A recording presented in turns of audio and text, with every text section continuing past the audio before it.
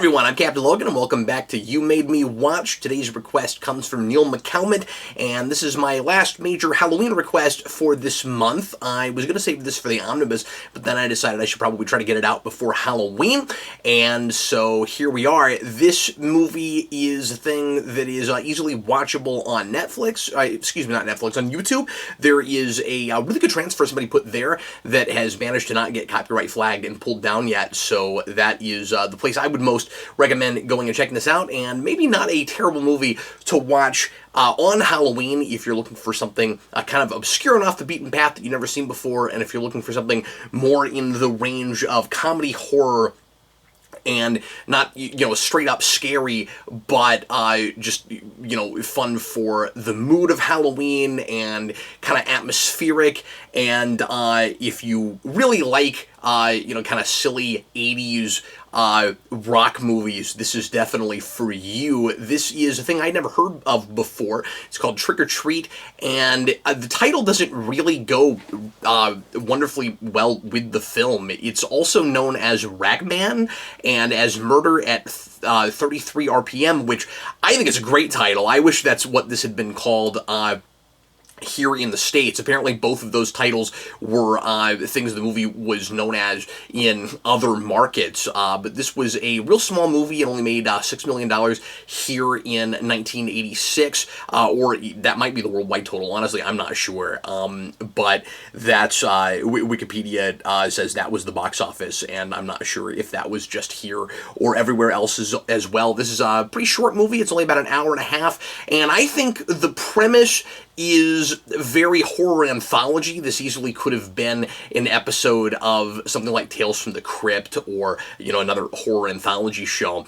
And it's maybe even stretched a little bit to be a movie-length thing. I think it almost would have worked better on television.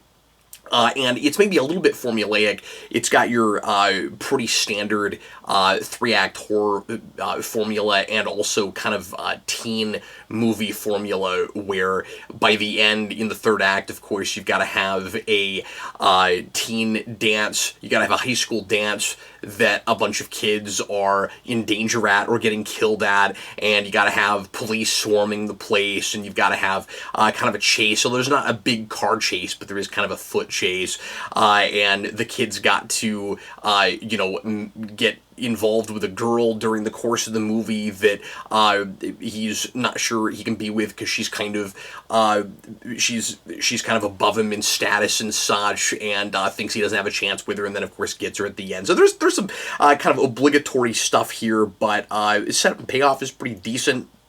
And of these kinds of movies, this one's all right. I really kind of enjoyed it. So the premise here is this kid Eddie is obsessed with this hairband rocker whose name is Sammy Kerr, and Sammy Kerr is an alumnus of the high school that he goes to, and of course, a lot of kids' parents really don't like him, and he's sending a bad message, they think, and he's got this bad reputation for crazy things he does on stage, and it's very much kind of a Marilyn Manson sort of thing before Marilyn Manson, or an Ozzy Osbourne thing, and of course Ozzy has to be in this movie somewhere. He hilariously plays a reverend for one scene, I think on TV, who's railing against the rock movie industry, so of course that's fun and ironic. But anyway, so Eddie is really into this guy, and I think likes him even more because he's local. And the high school won't let him perform there, even though it's his alma mater, and he's really angry about it, and of course Sammy hates that, and he's angry about it, and then all of a sudden, out of nowhere, Sammy dies. It's one of these really classic, sudden mysterious deaths of a major celebrity and of a rock star, and it's not an overdose or anything like you might expect. It's this mysterious fire in a hotel room, which is never really explained. I'm not sure exactly what happened, but there seems to be some kind of mystical component, if not to his death, to the universe helping him to be able to get back at the kinds of people that made him the guy that he is. And so he comes back through a record in order to help Sammy get revenge on some really typical jerk-face bullies who are like the kinds of kids that bullied him when he was in high school. So he can't get back at the bullies that bothered him, but he can help his biggest fan get what he wants. And through the course of this, Sammy is really anti-establishment and so hates the mainstream and thinks that it's his kind of calling, like a lot of rock stars of that period, to do anything that's against the grain. And so that's how Eddie feels about things also.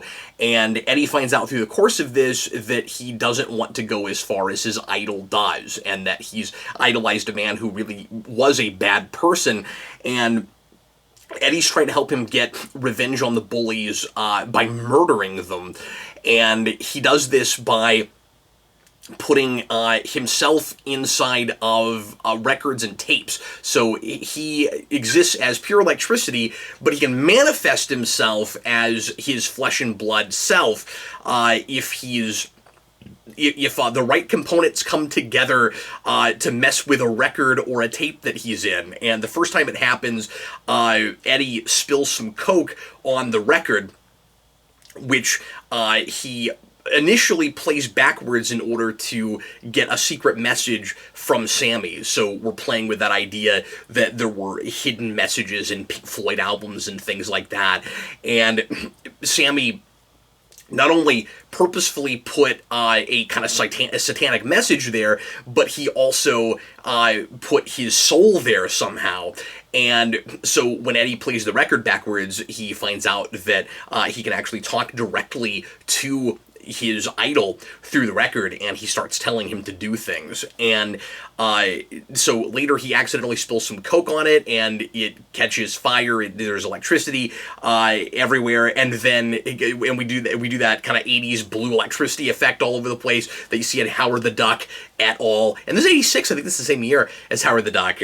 So if there was a supernatural horror movie or a science fiction movie, you could be sure it was going to have that effect someplace. Even Star Wars has it, at least by Return of the Jedi. So anyway, we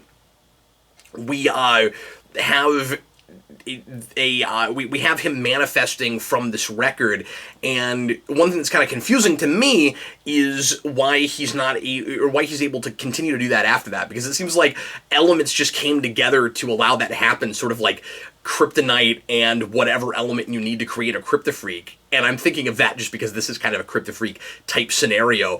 And so after the Coke spill thing, he's able to keep doing it, and I'm not really sure why that is. I'm also not sure exactly how the rules of this whole thing work, because it seems like Sammy is bound by electricity sometimes and bound by the confines of whatever like musical item he's inside of at other times. So there's a place toward the end where he's chasing our heroes, and Eddie like turns off a generator or messes up a generator and in the high school, and all the power goes out and Sammy disappears. But he wasn't tied to that, so I'm not sure where that happened. Is it like any electrical power that's around him is fueling his existence, is making him manifest? So if he like ran out into the woods or something, he would just disappear? I'm not totally sure. But before that, it seems like it's just if he comes out of the tape, he's around and he's fueling himself. So that was odd. And so I have questions like that, but this is one of those things where it's a conceit before it's anything, and it's not super consistent about it. The Coke spill thing is pretty convenient, honestly, that happens in the first place. And I didn't expect Sammy to come out and manifest himself like that, like kind of a Crow kind of way. Again, this predates the Crow, but I thought he was just gonna keep like speaking to Eddie through records and driving him nuts, or keep hurting people through tapes and records, because before the coke thing happens, there's a scene where so like Eddie is with him for a while in trying to get revenge on these bullies, and this one bully in particular is really super cruel, and again, pretty typical, pretty two-dimensional. There's not a lot to him. He's not Flash Thompson or anything, and he gets his comeuppance toward the end, and Eddie tries to save him, tries to help him.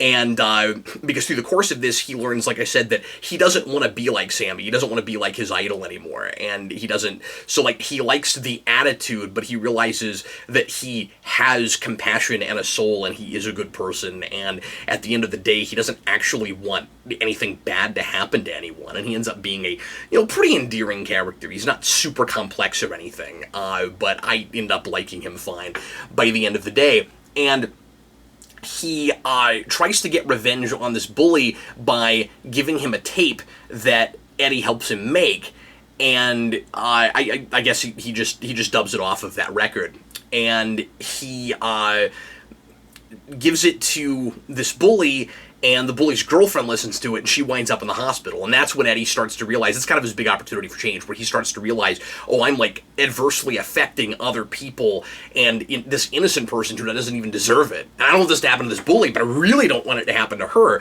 I should have mentioned, also, that there is an appearance by Gene Simmons in this movie, and he plays this radio DJ who gives Eddie the record in the first place. And so the idea is he was going to play, and this happens in the third act, he's going to play the last record that Sammy ever made on midnight on Halloween.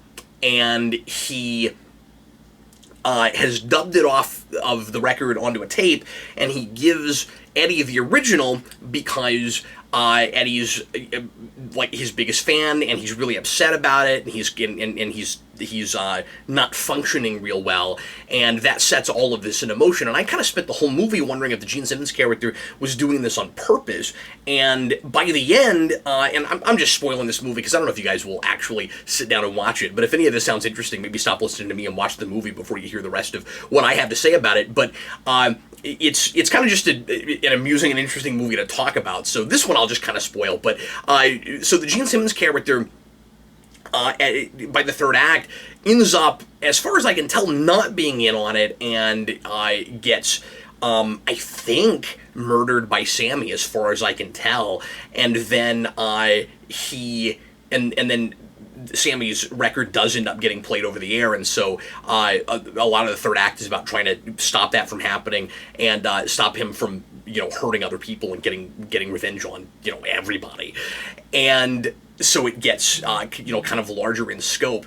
But like I said, I kind of spent the whole time wondering if Gene Simmons was in on it, and if that's the reason that he gave him the record in the first place. And I guess he just didn't realize what exactly was in the record. So that's also maybe a little bit convenient, that he would have thought to dub off the tape and just play it that way instead of playing it on the record, because of course that would be a cleaner and crisper and better sound anyway. You'd think that if your radio station was rigged up that way to, like, maybe you usually play things on tape, but I would think maybe, this is a real minor point, but I would think maybe the first time anyone's going to hear this record, I mean, this would be a really big deal. And that I was surprised I bought, because you wouldn't think that radio station would get their hands on that record, but it is local, and so it seemed like they knew each other, so that's probably how he got his hands on that record.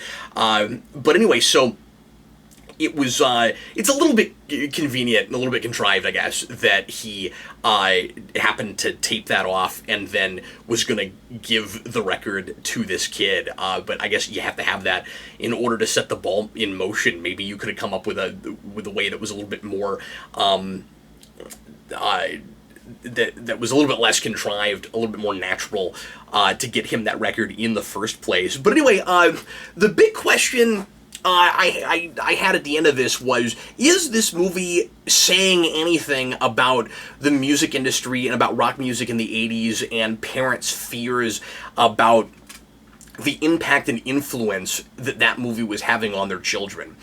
And, you know, is there any social commentary? Because the movie doesn't end with this kid, because, I mean, like, it's taking that idea and literalizing it. What if there really are demonic messages inside of some of these records? And what if some of these people really are having an adverse effect on our children? But at the end of the day, Eddie just, like, finds out that he's a better person than he thought he was and does the right thing, but he doesn't turn away from rock music. The movie ends with him playing music on the radio station like he's the DJ now. And I wasn't really sure what to make of the last 10 seconds where he just starts to talk into the microphone like he's the DJ now and he starts playing some music.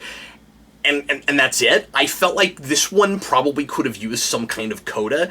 It felt like it kind of just, it has kind of a quick wrap up, like we're just hitting all the beats and now it's over. And I wanted it to kind of come down on things thematically a little bit. Not that I needed it, of course, to be preachy or to tell me what to think about it. I'm just not sure at the end of the day if it's actually about any of that stuff so much as just using it as an excuse to kind of tell this fun story, which is fine. It's just he goes out of its way to have a lot of talk about parents and reverends and other adults not liking rock music, and it treats those people like they're kind of ignorant and prudish. Like, I don't think this movie is an apology for rock music, because the big rocker is a terrible person in this, but it also is kind of a celebration of it at the same time. And so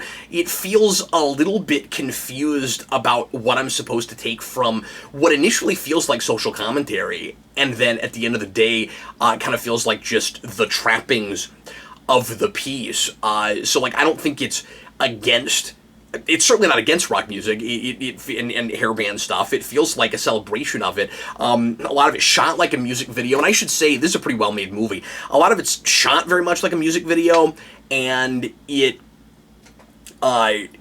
seems to really like that music. I mean, it's playing it constantly, and not in like a scary, oh my god, we shouldn't be listening to this kind of way. This is certainly not like a anti-music propaganda movie or anything. And I guess I like that at the end of the day, it's not saying, like, you know, yes, this music has some lyrics that might be like have adverse effects on kids. Like, maybe there's we're talking about some things that could be detrimental, but, like, you know, yay, that's fine, whatever. It doesn't seem to be totally saying that either, because again, the guy who wrote those lyrics is the bad guy of the piece, so it seems like it's kind of celebrating parts of it and vilifying other parts of it. Or maybe the idea is supposed to be that this is just like the one extreme case that proves the rule. I would have liked some contrast to maybe some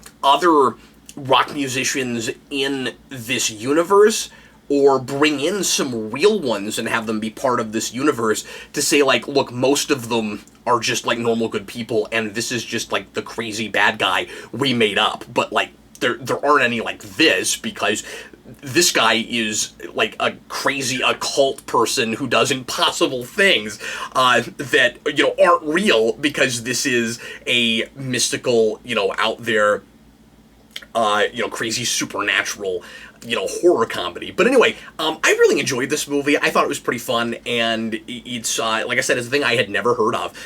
Should be called Murder at 33 RPM. I love that title so much.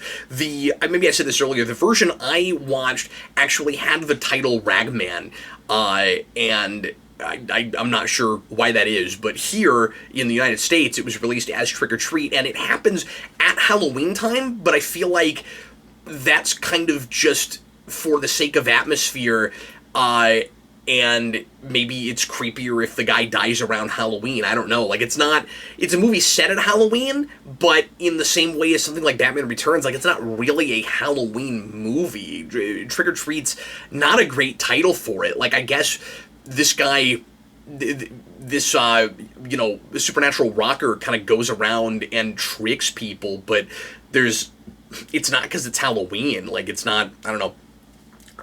If this had been part of the Halloween anthology pictures, like if Halloween 3 had been more successful and John Carpenter had continued making anthology Halloween movies, this wouldn't have been a bad one. Like, you could have movies that are like set around Halloween but aren't as much about Halloween as they are about other things. This feels like I guess that would be the best way to describe this. This feels like a movie that could have been in the Halloween franchise, I suppose. But anyway, if you've seen this movie, let me know what you think about it, and I want to say thanks to Neil for having me watch it, because I would have never found out about this, and like I said, I really kind of enjoyed it. So, anyway, thanks a lot for watching, folks, sure appreciate it, and I will have more videos for you soon, and Omnibus coming out next week. See you later, folks.